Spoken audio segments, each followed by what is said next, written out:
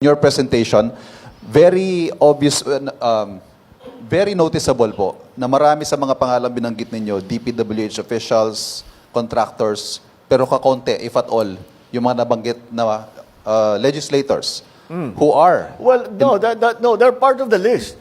We'll give you the complete list. I just didn't go through them because there are like 37 of them.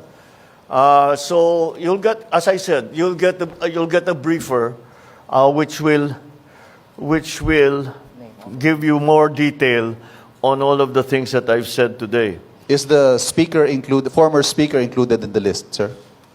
I don't think so because no. The only evidence that has been made against him is in the Senate. So I don't know. No, with the speaker, no. Not as yet. Not as yet. If something else comes out, then he might have to be answerable for something. So, again, we don't file cases for optics. We file cases to put people in jail or to make people answer. I know that there are many suggestions of who else we should file cases against.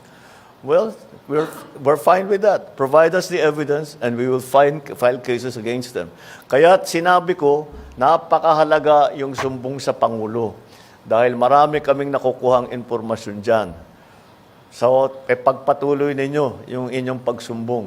At bigyan nyo kami ng lahat ng ebidensya na meron kayo para magamit natin, para kasuhan kahit sino.